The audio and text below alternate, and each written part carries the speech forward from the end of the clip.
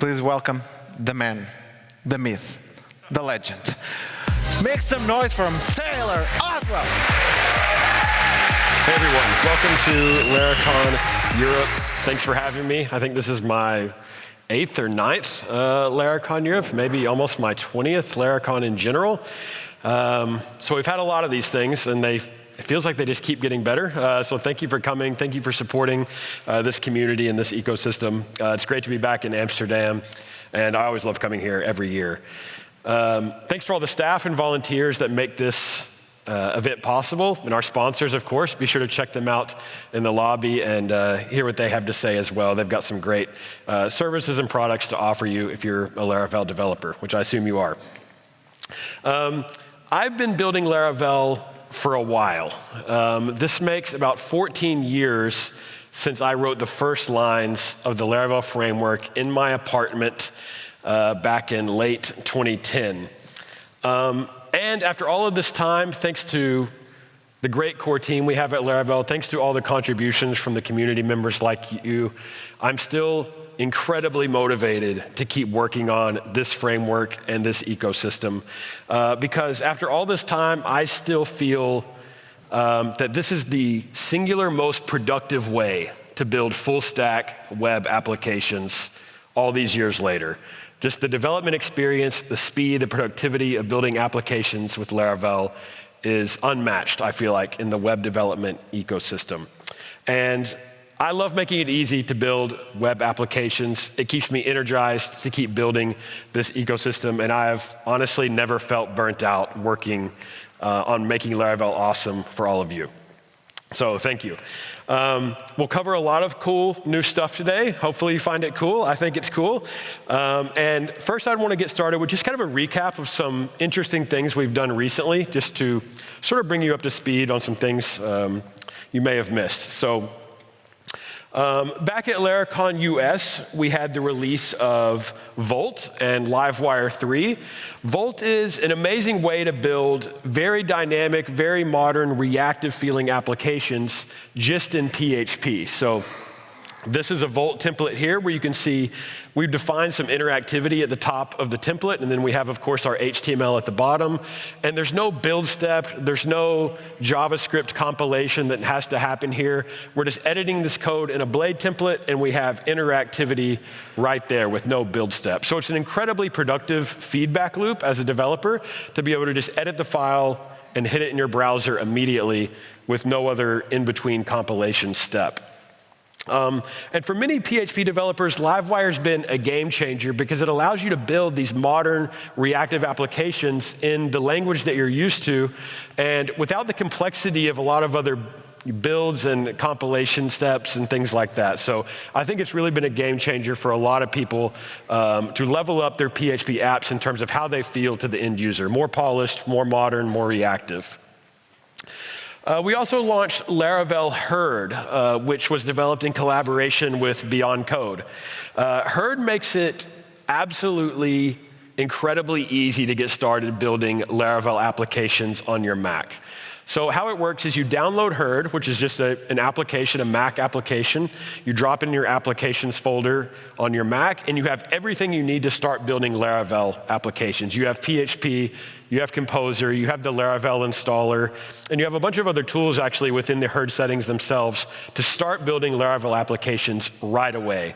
And the cool thing about this to me is it doesn't use any external dependency managers like Homebrew or Docker behind the scenes. Everything is actually compiled into Herd itself so that it's truly one application and the only application you need to get started building Laravel applications. So you can literally go to the Apple Store, buy a MacBook, download Herd, and that's all you need to start building Laravel applications, which I think is super cool and is something I have wanted for a long time.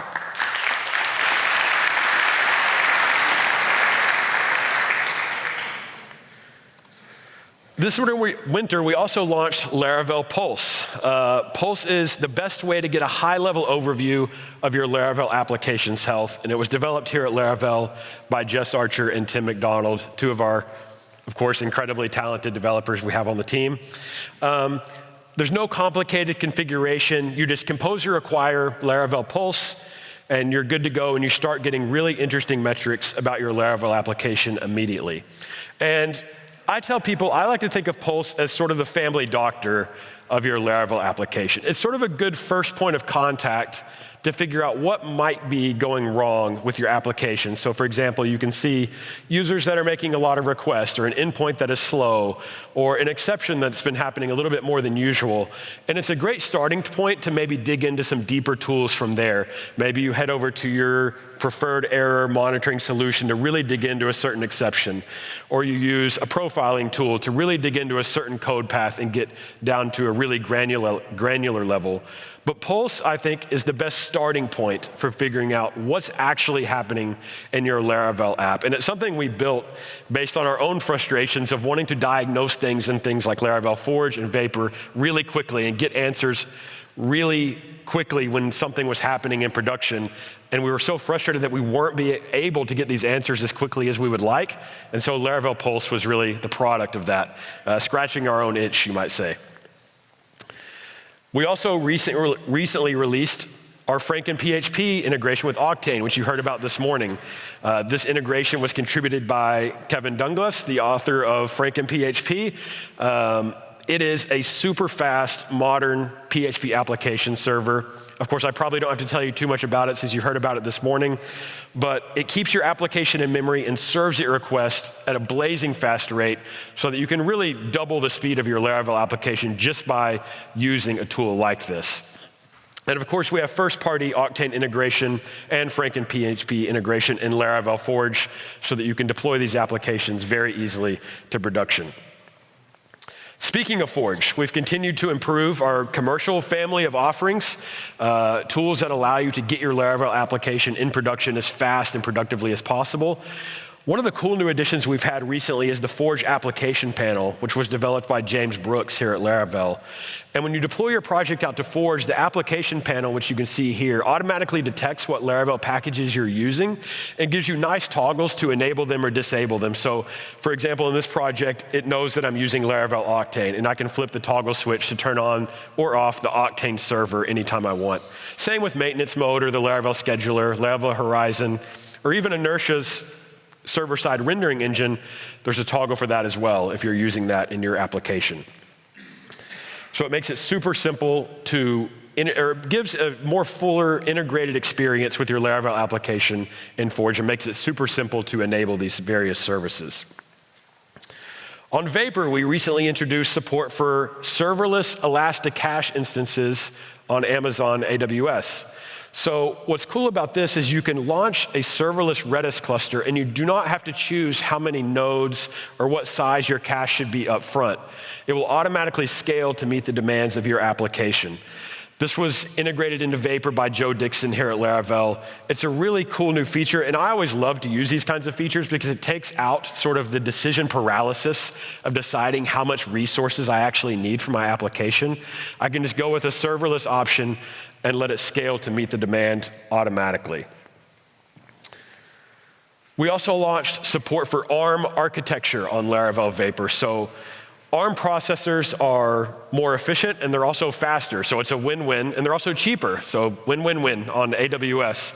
And to start using an ARM architecture for your Vapor-powered Laravel application, it's truly just as simple as going into your configuration file, going to the runtime line there in the middle, and putting -ARM at the end of the runtime, and then redeploying your application. And within minutes, your whole application is running on an ARM architecture, and you've cut your AWS bill down, and you've increased your performance and efficiency. And this is just a sampling of some of the things we've launched over the last year. And even this screen right here is just another sampling. There's so much more that goes on behind the scenes, and every week a new release of the Laravel framework is released with a cool new feature and a handful of bug fixes. So I'm incredibly proud of our team and what we've been able to ship, and hopefully you've enjoyed a lot of these things that we've brought to you over the last year. So that's a brief glimpse into some of the things we've launched recently. What about the future? We have a lot of plans for the future, actually, a lot of exciting new things that we're pumped to develop. And some of them I'll show you today, so let's go ahead and get started. And I'd like to get started with Laravel 11. So let's dive into that. All right, Laravel 11, which is scheduled to be released at the beginning of next month. When I first started developing it, I had one primary goal, and that was to simplify the entire development experience. Laravel's been around, like I said, for 13 years publicly, but I've been working on it for 14 years. And over time, it's easy to become blind to complexity in software. For example, take the service provider's directory of a new Laravel application. It almost becomes assumed that there should be 5 files in that directory in every new Laravel application. You just get used to it. It's sort of insidious, the way complexity creeps into software. You add a new file one year, a couple new files the next year, another file the next year, and after a period of years, you've accumulated quite a bit of cruft in your application. And take middleware, for example. It becomes easy to become accustomed to the fact that there should be 9 middleware files in every new Laravel application that every new Laravel developer needs to understand. And it starts to become overwhelming. It feels like we have a few dozen extra files that we don't actually need. So with Laravel 11, I challenged myself to step back and look at the framework with fresh eyes and say, what do we actually need here? What are the core files that are absolutely required, and what can we strip away to give Laravel a leaner, more minimal, more modern feel? And that was my goal with Laravel 11. And the great thing is, if you're on Laravel 10, when you upgrade to Laravel 11, you don't have to change anything about your application structure. The framework's been fine-tuned internally to support both structures so that the upgrade process is totally seamless. All right, so enough of chattering. Let's get into some actual code. Let's start our exploration with routes. This is usually the first file that people interact with in a Laravel application. And if I open the routes directory, you'll see that it actually has a few less files. It just has a web routes file and a console routes file. And there's no API routes or channel routes by default. And the reason for that is most Laravel applications actually don't have a public-facing API that's consumed by third parties. They just have your own internal routes and your own internal application. So there's no need for us to have this extra API routes file by default.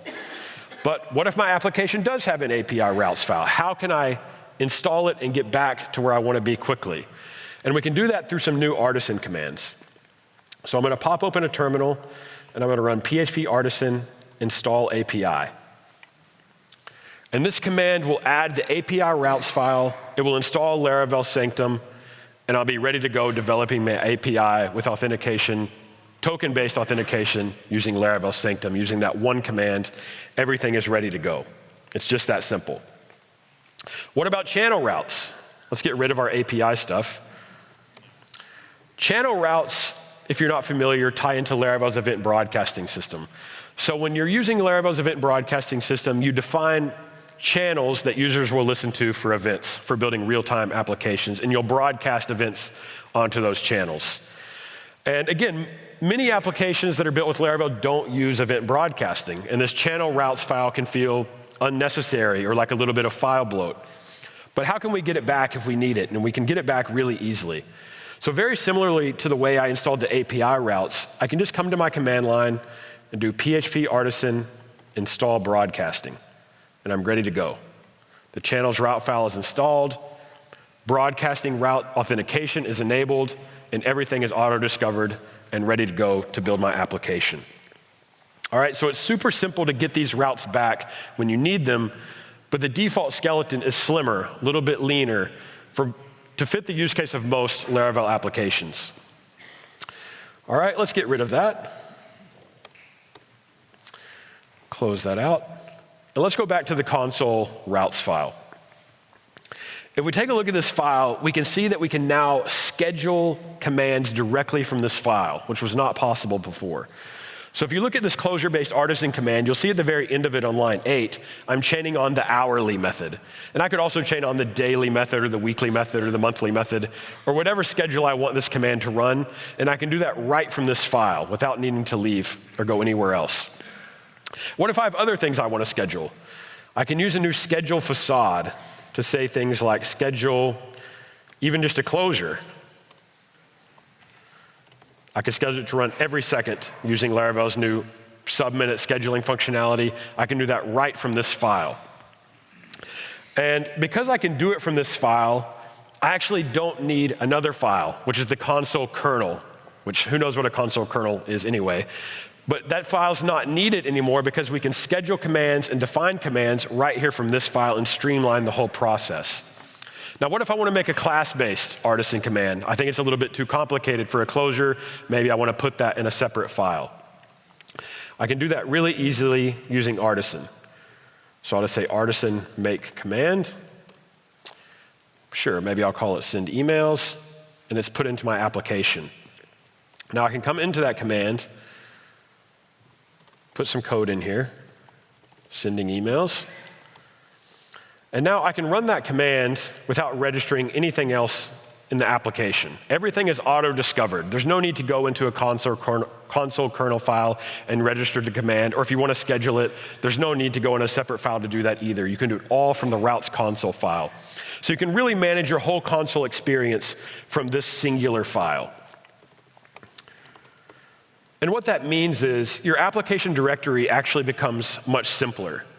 You just have an HTTP, a models, and a providers directory out of the box. Much leaner, much more streamlined.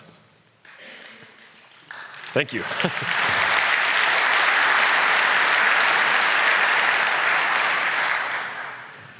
So that's what the default routes layout looks like in Laravel. Of course, I'm sure many of you are familiar with the web routes file, which is sort of your standard routes that you would define for your application. Nothing has changed there.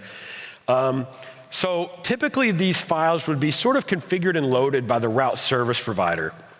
But in Laravel 11, you'll notice that my app providers directory just has one provider, not 5. This has an app service provider.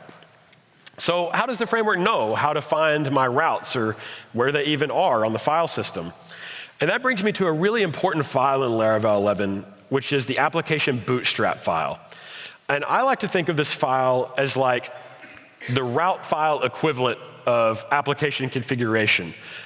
It's much more minimal, it's much more functional, whereas a lot of this stuff used to be spread out across about 10 different classes. Things have been consolidated into this file to provide one streamlined app configuration experience so that you can come into this file and get a great overview of the entire configuration of the application without going all over the file system. So how does this file work? Well, first, we call this with providers method.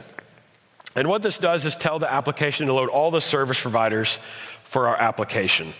And anytime we want to create our own custom service provider, we can, again, just use artisan. So let's do artisan, make provider. Maybe this is like an invoicing service provider to sort of configure the invoicing section of our application. We'll create that, and what's cool is, let me drop some code in here. Maybe I'll just do the classic D&D, hello world. And I don't have to go into any other configuration files to register this provider. It's auto-detected by the framework, so that if I actually hit this Laravel application, you can see that I hit that hello world statement in that provider. In Laravel 10, you would have had to go into your app configuration file, locate the providers array, and add it manually into that array. In Laravel 11, more things are automatically discovered for you by the framework in a more intelligent way. So it leads to less configuration file changes and more auto-discovery. All right, I'm going to get rid of that provider. Now, what about routing? You can see in this file that this is where our application's routes are configured. And this is where the work that used to be done in the route service provider can be easily configured here. And we're leaning hard on Laravel conventions here. So the web routes, of course, get all of the web-based middleware, things like encrypted cookies, sessions, CSRF protection, everything that goes into your traditional web routes in Laravel, while the API routes typically don't receive those things. Maybe they receive a rate-limiting middleware, but they don't receive cookies, for example. So you can see that the API routes are commented out by default, which makes sense considering new applications don't have an API routes file. But if I bring open my terminal again and run that artisan install API command that we ran earlier, we'll let that run. And you'll see that Laravel will automatically enable that routes file for me within this file. So when I run that command, it's enabling and disabling these routes on demand based on what my application needs. Whoops, sorry about that. Another new feature of Laravel is the health route, which you'll notice on line 14. And this simple directive defines a route that you can use for uptime monitoring or as a health check for your container orchestration services. And when it's enabled and I hit this URL, what will happen is I'll just get a simple status page that lets me know my application is working. And again, this is just a simple convenience mechanism that you can throw in your favorite uptime monitor, or if you're using something like Kubernetes, to let the system know that your application is healthy and responding. And when this route is hit, Laravel will fire a diagnosing health event that you can listen to and do other health checks that make sense for your application. So for example, if you want to check if your database is up or your cache is up, you can do that when you listen to that event and throw an exception if it's not, which will of course trigger a 500 response from the server, letting your tools know that your application is down. And of course, if you don't want this route at all, you can just delete it from your configuration and build your own health route as you see fit. Now, what if we want to customize how routing is done in a more bespoke way, a way that we might have done typically in the route service provider, some really heavy customization of how routes are initialized? We can do that by registering a then callback. And within this closure, we can do anything we want. We can make route groups. Anything we need to do within this closure, we can do to define our routes however we want to do. So this lets you hook into the entire routing system and customize anything you need for the needs of your application. All right. What about middleware? We can see this with middleware method. First, let's look in the HTTP directory of this application. And you can see that there's actually no middleware directory at all in Laravel 11. And it's not there until you actually need it to be there, when you create a middleware. So the skeleton used to contain 9 middleware, like I said. And I feel like that's just kind of a lot of files to put in a default Laravel application. It feels kind of heavy, it feels kind of bloated.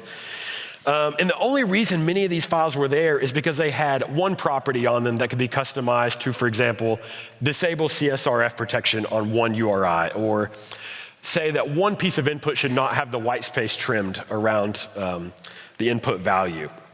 And a lot of these values were never customized by any Laravel application. They were just standard default values that made sense for most applications, and there was no need to ever tweak them.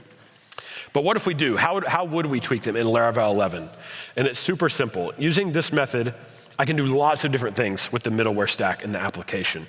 So for example, I can say middleware, validate CSRF tokens, except these URIs. And maybe I put, no CSRF URI here, and CSRF protection will be disabled for that URI. Same with trimming strings. So I can just do trim strings, except, and then I can list the strings that should not have the white space trimmed around their input value. So it's really easy to customize that behavior. But what if we want to add new middleware to the application? How would we do that? And let's go ahead and create one. Again, we'll use artisan, PHP artisan, make middleware. Maybe we could call it ensure subscribed to make sure our user is subscribed to our application. That will put it in the HTTP middleware directory. And I like that only the middleware that actually belong to my application are in this directory. It's not muddled in with other core framework middleware. I can see my own application sort of shining through the file system without getting distracted by a bunch of core Laravel frameworky things. I can just focus on what matters for my app. Now, of course, I've got this middleware here. Maybe we put some code here in middleware. And maybe we want to add it to the entire web stack. So we want to append it to the web stack of middleware so that all web routes receive this middleware. What we can actually do is just say middleware web append, ensure subscribed. Import that class, and that should put it on all of the routes in the web stack, just that easily.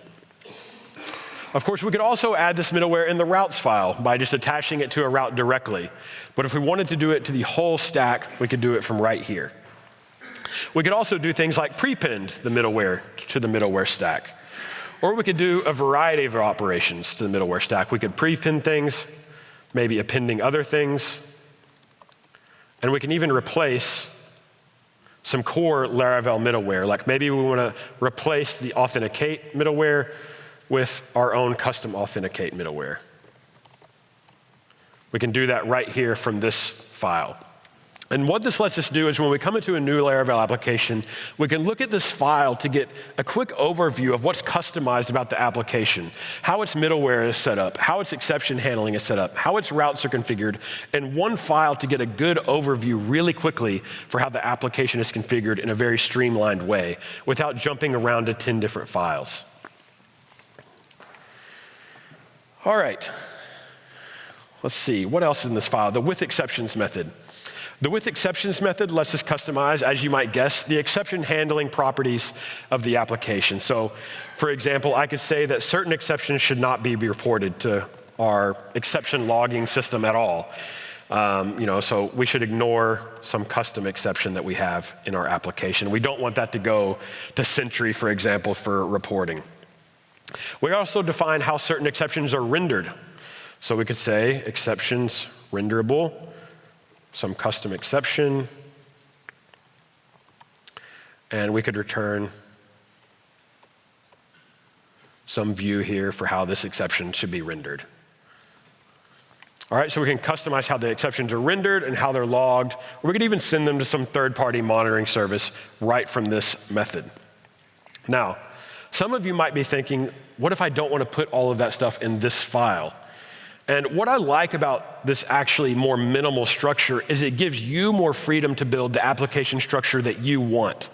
So let's, for example, go back to the middleware method, the with middleware method.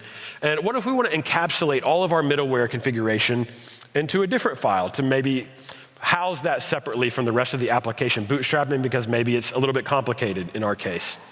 We could actually just make a new class using Laravel 11's new make class command. We'll make that an invocable class. We could call it something like, let's say actions configure middleware. That will drop it in the app actions configure middleware file. And then we could always just new up that file right here and pass it the middleware and let that take care of configuring all the middleware for our application. And we could house it all within this invocable action. So with a new minimal application skeleton, you can feel like you have some freedom to sort of build the bootstrapping process that makes sense for you. And however much scaffolding that you want around your bootstrapping process and how your application is started, you get to choose how heavy that is or how light that is. But by default, it is slim, modern, and streamlined into this singular file where we can see everything that's going on. So feel free to enjoy that flexibility as you start building your own Laravel applications. All right, so let's come back to providers for a second. I said that there's only one provider in every new Laravel application, and that's the app service provider. Now, what about the other providers? Where have they gone? So, for example, the broadcast service provider used to be in every default Laravel 10 application. It's no longer needed because the broadcast routes are automatically discovered by the framework when you enable them. And the broadcast authentication routes that are used to authenticate a user's access to a channel are also automatically registered when the framework knows that you've enabled broadcasting. There's no need for the broadcast service provider at all because it doesn't have any purpose anymore. The auth service provider, again, is not needed because authorization policies are also auto-discovered. So if we have an authorization policy and we have a corresponding model, the framework knows that the policy goes with the model, and there's no need to go into a service provider and register it by hand. So the entire development feedback loop is much quicker and much more based on auto-discovery. What about the event service provider? This is where we used to list our events and our listeners for our application. That's also not needed because event discovery is enabled by default in Laravel 11. And let me show you what that looks like. So if I go into Artisan and make a new event, maybe podcast processed as it suggests, and then we'll also make a listener for that event. We'll call this send podcast notification or something. And I love how Laravel prompts gives me this drop down here of my available events. In this case, I just have one. And I can just select the event that this listener handles, and it will automatically put that event in the listener file. So if I jump into that listener, I'll put some code here. Podcast processed. And now for my route, I can just dispatch that event.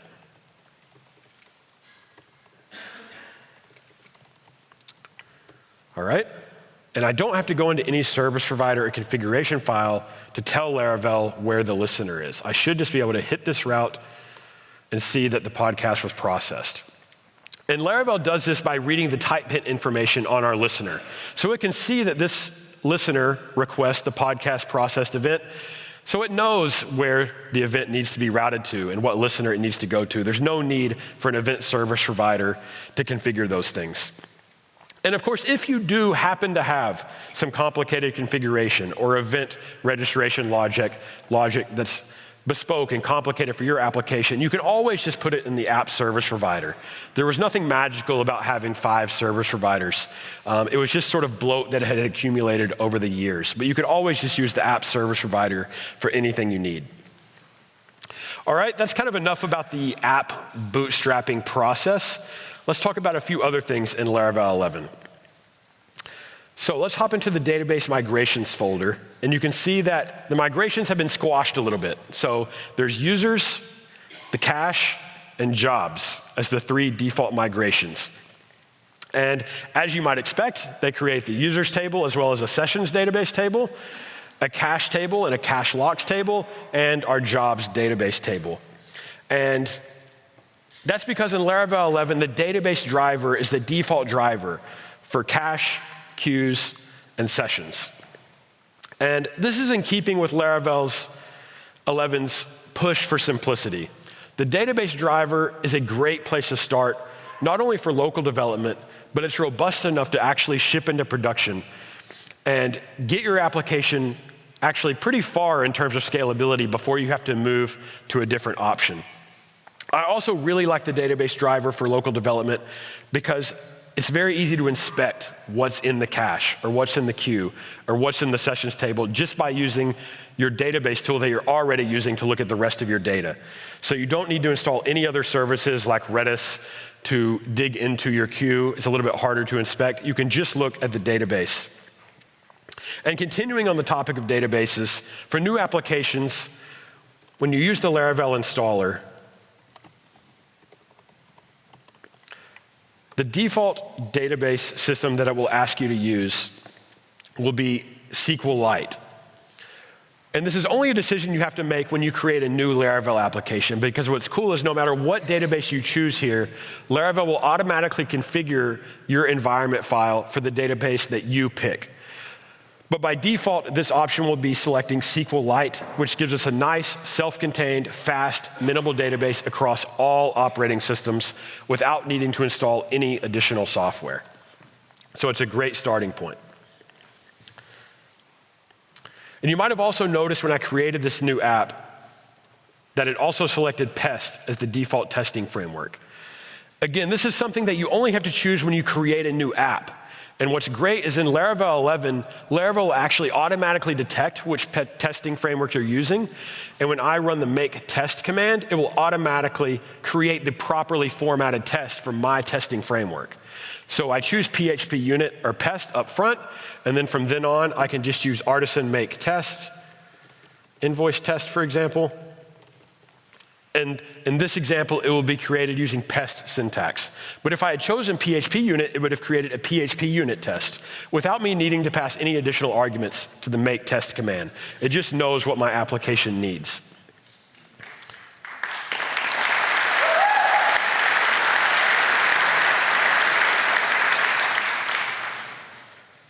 All right, so the last topic I want to cover on the Laravel 11 application structure is configuration.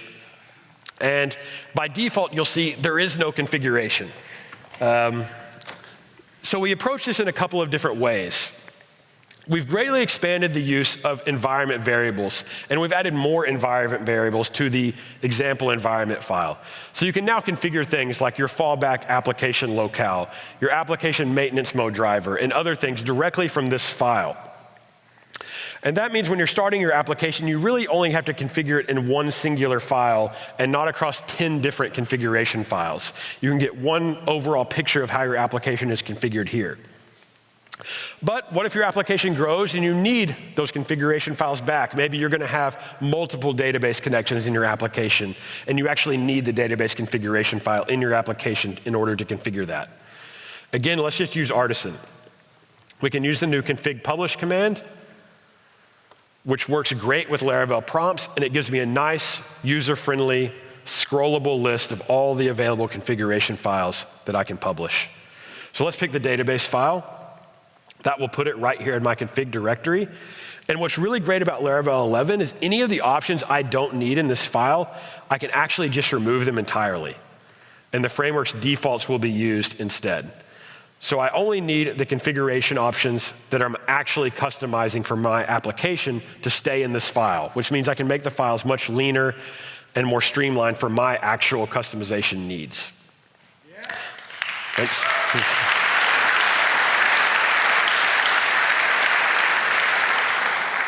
Now, what if I just want all the configuration files back? Maybe I liked having all those configuration files.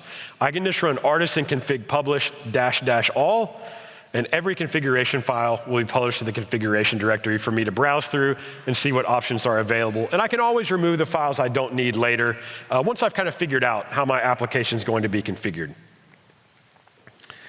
All right, so I think that's pretty much everything I wanted to cover in terms of the application structure of Laravel 11. Hopefully you find it slimmer, leaner, more modern, and I hope less overwhelming for new developers into the Laravel ecosystem to not have to learn what 20 different files do in a new Laravel application. It's a more streamlined, leaner, modern experience, I think, that sets us up for the next 10 years of Laravel development, let's say.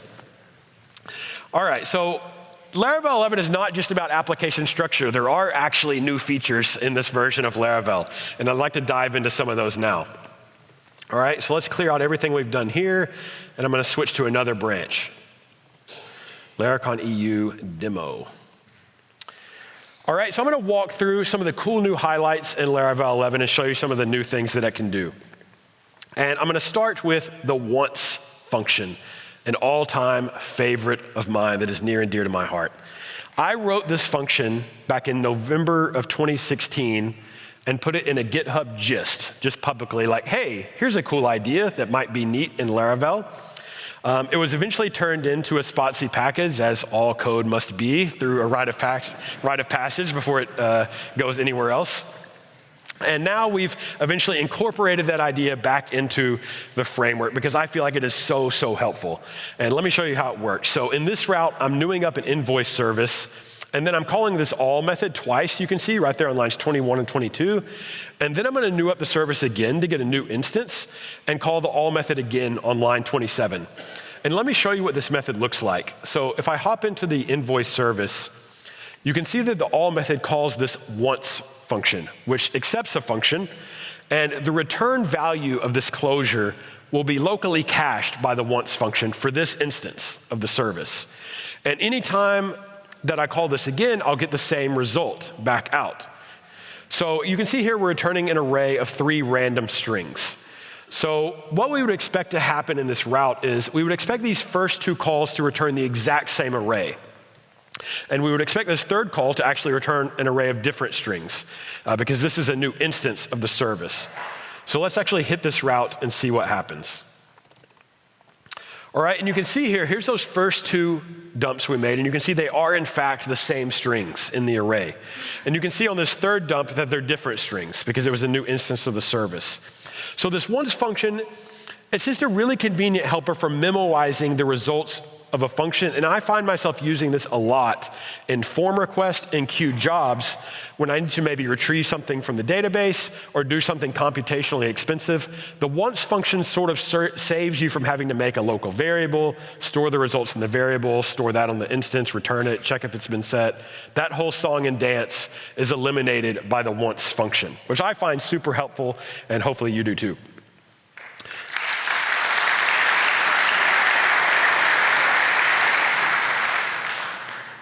Tim McDonald has contributed a great new feature to Laravel 11, and it's per second rate limiting. So in Laravel 10, of course, you can throttle requests to a certain endpoint using either the cache or Redis or some sort of atomic locking system. But in Laravel 10, you could only do that at the minute level of granularity. So you could say that I expect this endpoint, or I don't want to allow this endpoint to get any more than 5 requests per minute. And how you would do that is, let me hop into my app service provider, is you would define a rate limiter and you would just give it an arbitrary name of your choosing. And you could just say that, I want to limit this per minute to 5 requests. Well, similarly, now in Laravel 11, you can say limit per second. So there are some applications out there that actually need per second granularity on rate limiting. And if that is you, you're in luck in Laravel 11 because you can now do that. So if we hop back into these routes, you can see that on this first route, on line 36, I'm assigning that the per minute rate limiter. That's the minute route. And down here on line 38, on the second route, I'm assigning that the laracon-second rate limiter, which is at second level granularity for rate limiting. So let's actually try hitting these routes. So I'll go to the minute route in my web browser, and we should be able to hit this a few times before we eventually hit the rate limit. Of course, because we limited it to, I think, 5 requests per minute. Now, if we hit the second route, we should be able to keep hitting this pretty much indefinitely as long as we don't make one or more than 1 request per second. But if I start trying to hit it really fast, you can see that I'm, of course, getting rate limited down to the per second level. So this is a great new feature in Laravel 11 for those of you that have potentially very high traffic applications that need per second rate limiting on your API or even on your app itself. So thank you, Tim, for that feature.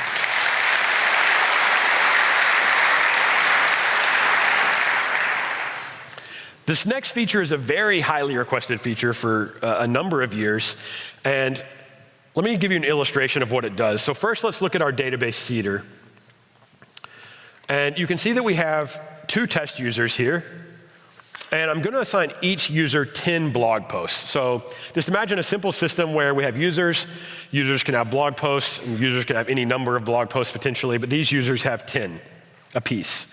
And let's imagine we want to load the users from the database, and we want to eager load their posts in the same eloquent operation, but we want to get the latest post and only the 3 latest posts for each user. So in this case, we want to get back the 2 users and 3 posts per user that are sorted by the date they were posted.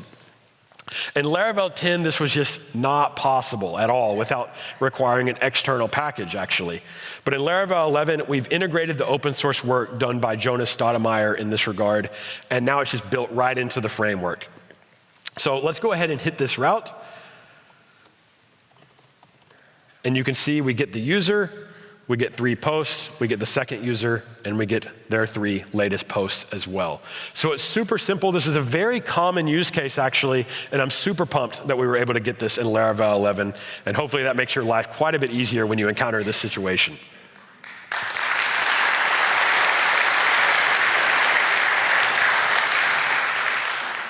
Now, I'm actually going to stay on the topic of databases for a second.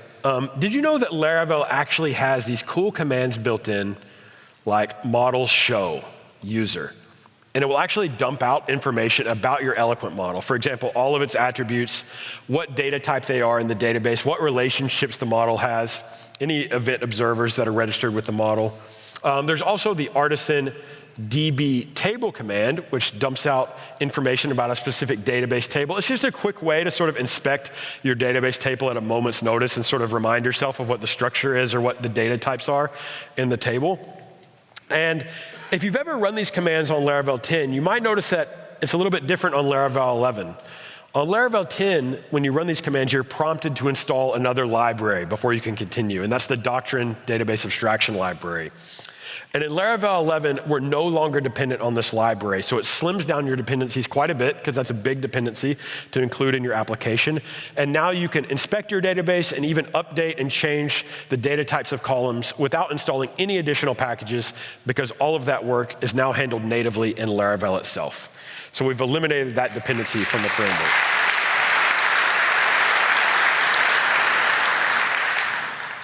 Now I want to talk a little bit about queue testing. So I recently contributed a feature myself to Laravel to make a certain queue testing scenario much easier. Where is my queue test? There it is. All right, so let's imagine we have this process podcast queue job.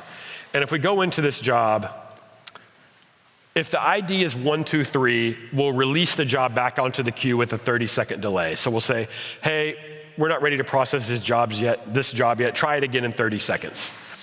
And in Laravel 10, there was no way to actually test that this happened in a feature test, to test that the job was released back out onto the queue with a certain delay, or to test that the job was deleted manually, or that it failed manually by the developer.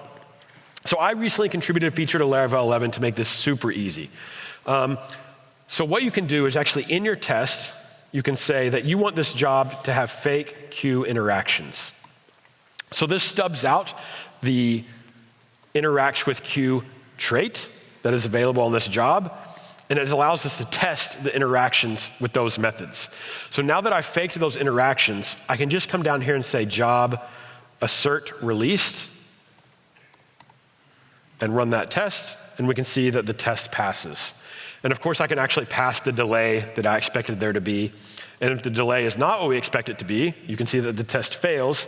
And it says that we expected the job to be released with a delay of 45 seconds, but it was actually released with a delay of 30 seconds. So we can correct that behavior. So it makes it much easier to test this, whereas before you would have actually had to extend the job, build a fake release method all on your own, keep track of if it's been called or not. It was a real hassle. So this makes it much more streamlined, much more efficient to test these applications, which weren't testable before.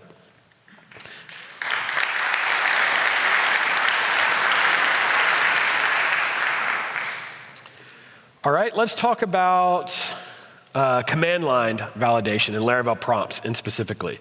So I'm gonna hop into my routes console file. And as you know, last year, we released Laravel prompts, which was developed by Jess Archer here at Laravel. Really a groundbreaking new CLI library, I would say, for PHP, and something that really hadn't been done before in the PHP ecosystem, to be able to have these very interactive, beautiful prompts on your command line when you interact with your Laravel application. So what if you want to use Laravel prompts and validate the data that a user is typing into your command line application? This is how the Laravel prompts documentation shows it currently. So you pass a closure to the validate argument. That closure receives the value of this, whatever the user types in on the command line, and then you sort of have arbitrary control over what you do from there. So for example, in this situation, I'm saying if the string length is less than 3, we want to show an error message that the name must be less or at least 3 characters. If it's greater than 6, we'll say that the name must not be longer than 6 characters. And you can see if we hit this command on the command line, and say, for example, I do something really short, it will say the name must be at least 3 characters. If I do, for example, 6 characters, that actually passes the validation. But if I do something a little bit longer, that actually fails the validation. So we can see that that's working. But you can imagine as your rules got a little bit more complex, if you needed to do more validation, this would become a little bit of a mouthful to put all of this code in here, and it would be a little bit cumbersome. Well, the good news is Laravel actually has a really awesome validator built in, so what if we could just leverage that to validate our prompts, which is exactly what we can do in Laravel 11. So we can actually just delete all of this code, say name, let's actually just shorten this to required, min 3, max 6, just like we would validate an HTTP request. And now let's try this command again. You can see that it's working as we expect. If the name is too short, it tells us it needs to be longer. If it's just right, it lets us pass the validation. So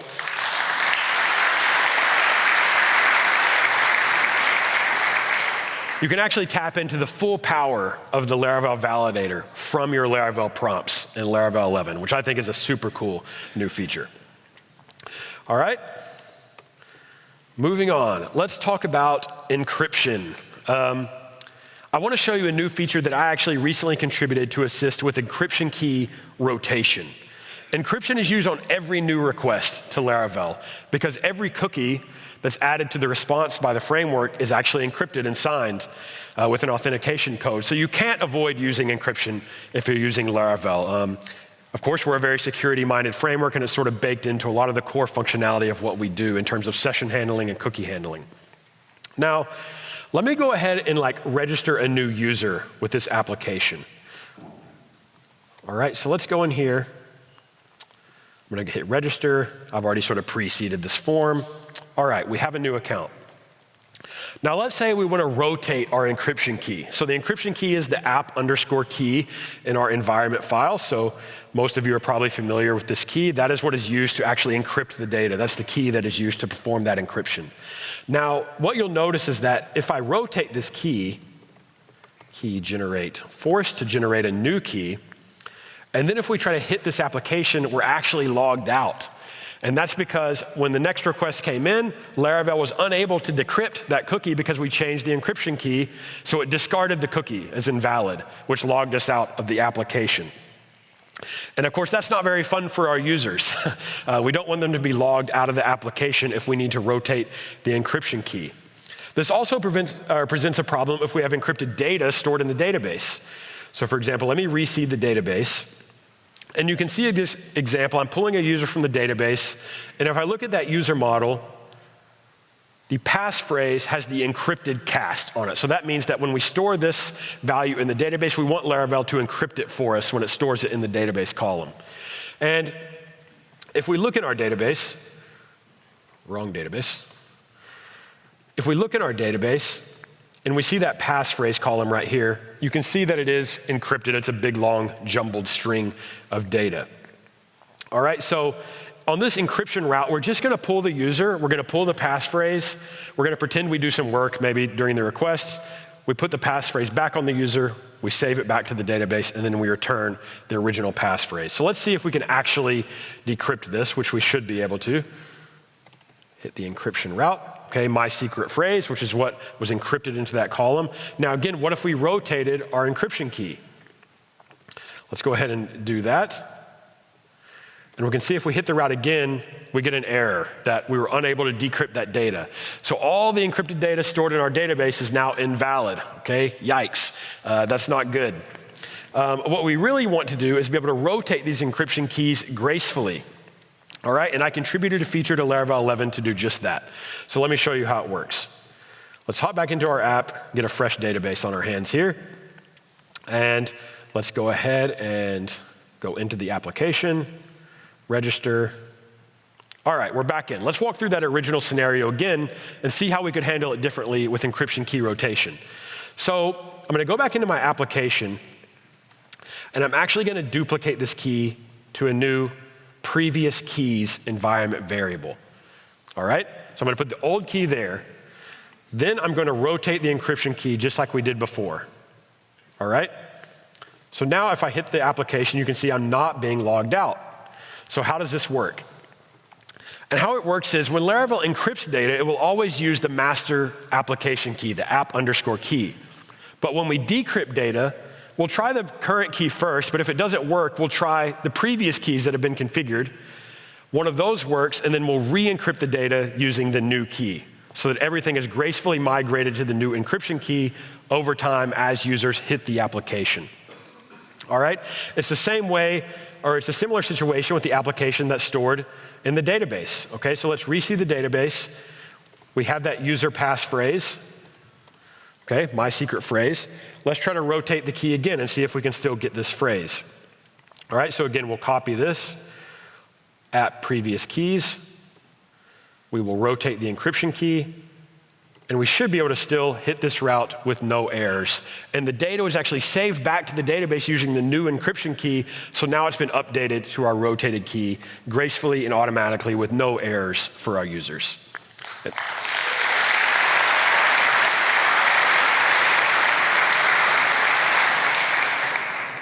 All right, next I want to finish up with one quick feature also related to security, which is automatically upgrading the bcrypt work factor of your stored passwords. I'm sorry we're getting a little bit into the weeds here in terms of security, but I think this feature will be very valuable to your apps.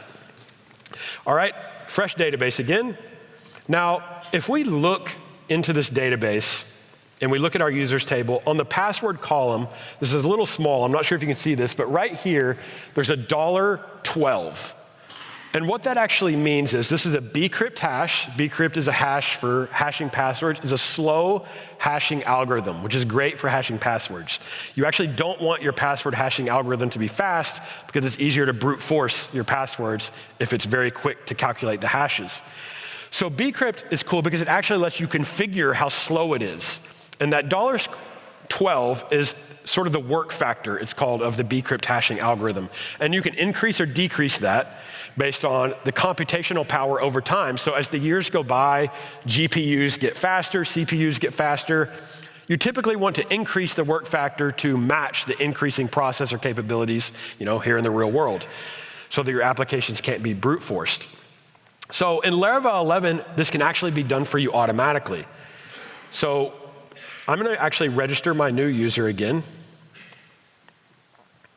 All right, I'm in the system. There's my new user record with the 12 work factor. Now, if I go into my environment file, there's actually a new option of bcrypt rounds, and let's bump that up to 13. Maybe we think processors are getting a lot faster. We want to increase our work factor.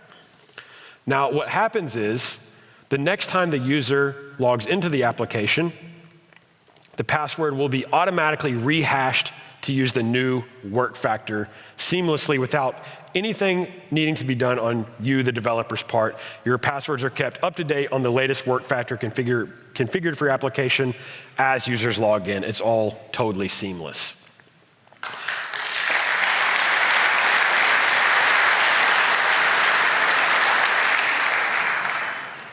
All right, so that is a preview of Laravel 11, which again, we plan to release in early March, probably the first week of March.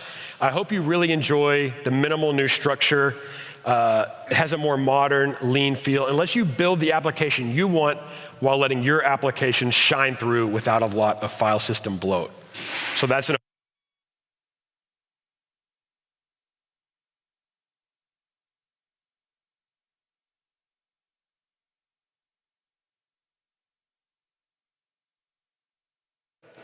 I didn't.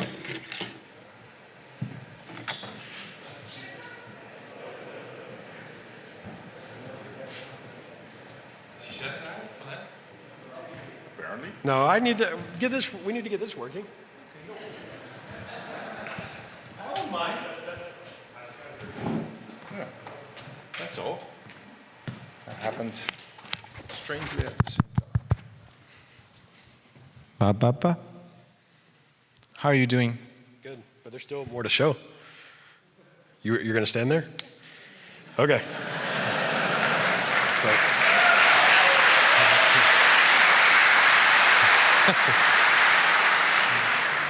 Okay. At Laravel, or at LARACON US, we introduced Laravel Herd, a new desktop application for Mac that includes everything you need to get started building Laravel applications. And like I said, it doesn't provide any of this through external dependency managers or Docker or Homebrew or anything like that. It's all self-contained. And Herd is an amazing contribution to the Laravel ecosystem in collaboration with Beyond Code. But we thought there could be even more that Herd could do for your applications. So now I'm pleased to introduce you to Herd Pro. And I'd like to show you some of the cool new features that are available in this new edition of Laravel Herd. All right, so the first new feature I want to show you is mail debugging. I've actually got Herd Pro running on my laptop already. And you can see in this route, I'm just sending an email to the application, and let's see what happens when I do that.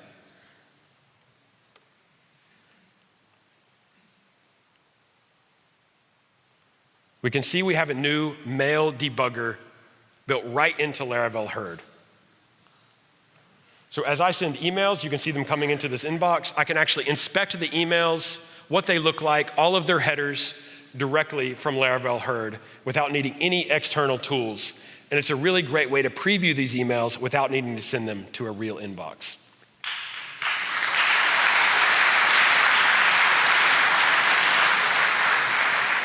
And you can see here when I don't have any mail, I have a nice empty state here that shows me how to configure my application to send emails to Laravel Herd. All right, so the next thing I want to show you is related to dumps. So dump is a popular function in Laravel, and in Herd Pro, it can actually intercept your dumps for you and show them to you right there from Herd. So let's go to this route. If I hit dumps, you can see, of course, we get this dump at the top of the screen, as you might expect. Now in Herd Pro, I can actually bring up a dump, whoops, not the mail. I can actually bring up a dump server. All right, let's clear that out. And I can just hit this antenna button to start listening for dumps from my application. So I can kind of toggle that on and off as I need it. And when I dump something, it shows up right here in the dump server, integrated directly into Herd. And I can even pin this window on the top of everything else. So it's super easy to start debugging these dumps and get them out of your application. And of course, I can just turn that off when I'm not interested anymore. All right. Herd Pro also has a built-in log viewer. So I can open up the logs tab, and I can see all the recent logs for this application, and I can even search through my logs in a really easy to use, intuitive interface baked right into Laravel Herd, no additional software needed. All right, so that's Laravel Herd Pro's log viewer. Now, the next feature is something that I think is pretty powerful and that I think a lot of you might enjoy.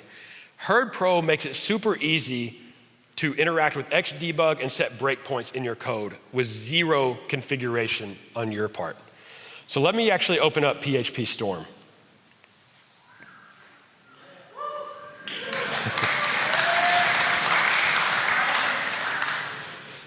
All right, so here we go. This is the same application we've been looking at. If I come into this route, maybe we set like a variable here that is a random string. All right, I'm gonna kind of do halvesies here. All right, I'll put my browser on this half. All right, and then let's come in here and let's set a breakpoint here. Okay, so we want to maybe intercept the Laravel application's execution at this point, and we'll hit this route of our application, and you'll see that we're prompted if we want to allow this incoming connection from Xdebug. We will accept that, and boom, we've hit this breakpoint.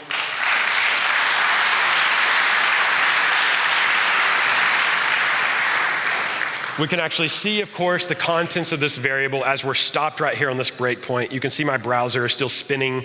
I can step into this code and sort of debug what is happening in my Laravel application with, again, zero configuration on your part. It's just baked right into Herd Pro, and it works like magic. All right, let's hit this, and we can just go through the entire application, and you can see now we got the response.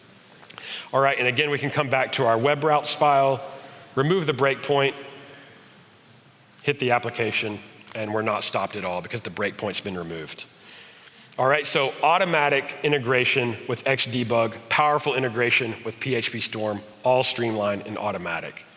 Awesome.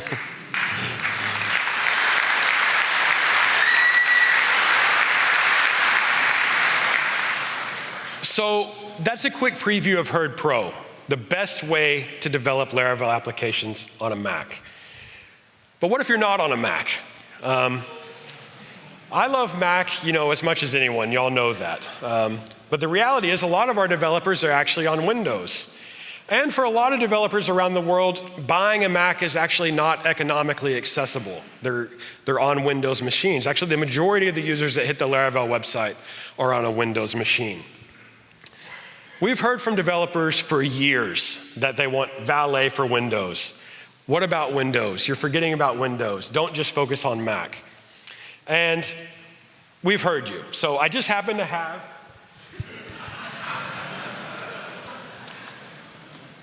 as one does, an extra Windows PC right here in my backpack.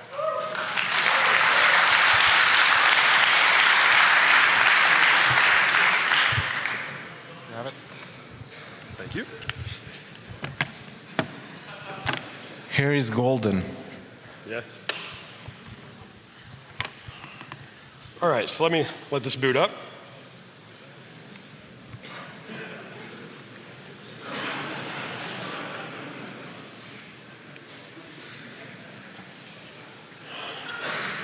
All right. Here we go. Am I on Windows yet? All right. Welcome to Windows. All right. We can see here if I go to my taskbar, and I'm pleased to show you for the first time, Herd for Windows.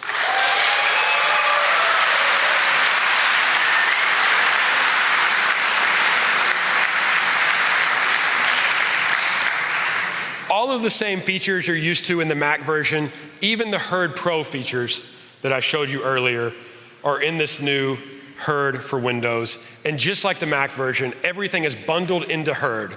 There's no need for Docker. There's no need for any external package manager. You buy a new Windows laptop, you install Laravel Herd, and you're ready to start developing Laravel applications. And you can see here, if I open up my Edge browser, that laravel.test pulls up the Laravel application, just like Herd or Valet would. It's an incredibly productive development experience, and I think will be an awesome contribution to the Windows PHP community. And I'm happy to announce that Herd for Windows will be coming out next month with Laravel 11, but the Herd Pro is available today, so you can go to the Herd website and check that out immediately and start enjoying that.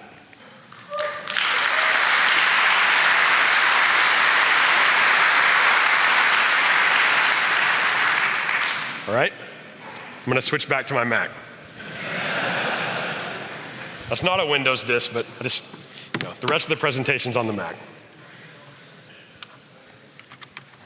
All right.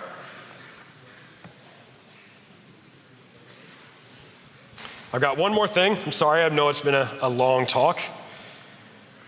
Let's wrap up here, finish strong.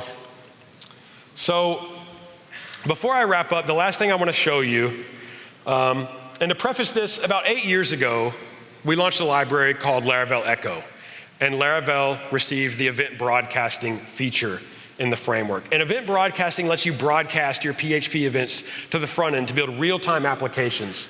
And we use this extensively on things like Laravel Forge and Laravel Vapor to give real-time updates as your deployment is happening. Of course, you get the output of the deployment as it's happening, or you get the status of your server provisioning as it's actually happening. That's powered by event broadcasting and Laravel Echo.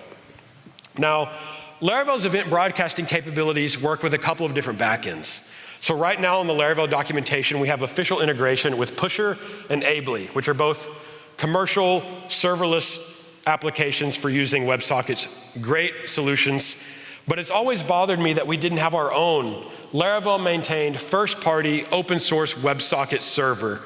So today, I'm happy to introduce you to Laravel Reverb.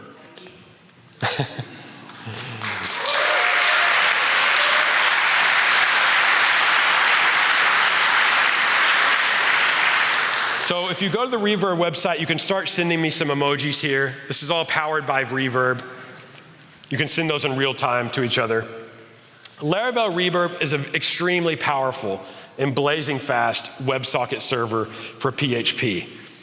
Of course, it's Pusher protocol compatible, so it works immediately with Laravel Echo, and it's built for scale. It's the first PHP WebSocket server to be horizontally scalable using Redis PubSub. So you can scale, thank you.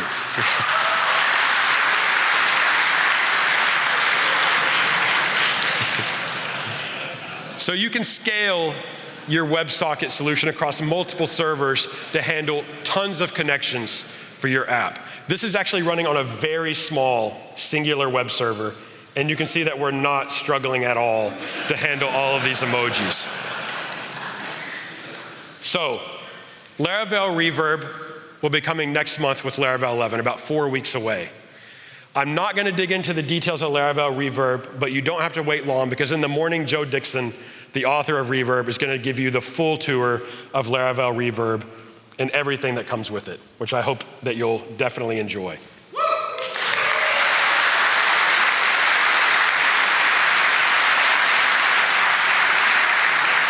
So, Laravel 11, slim, modern, lean, new skeleton for the future. Herd, Herd Pro, and Herd for Windows, the best PHP development experience anywhere. And Reverb coming soon next month. I hope you enjoy all of these new things. Let's go have a drink and hang out. Thank you.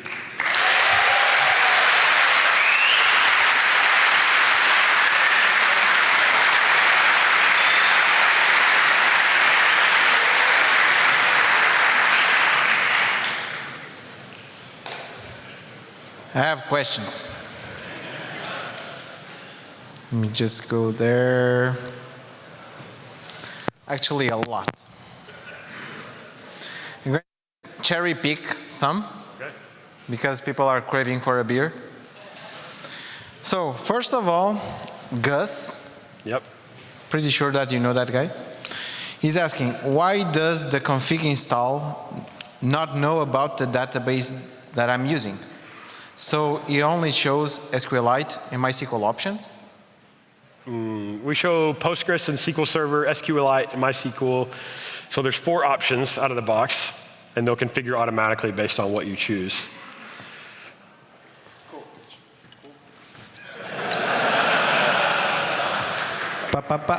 It's working. That's freak. So, last one. Eurodev is asking, what about Linux? Next year. Next year.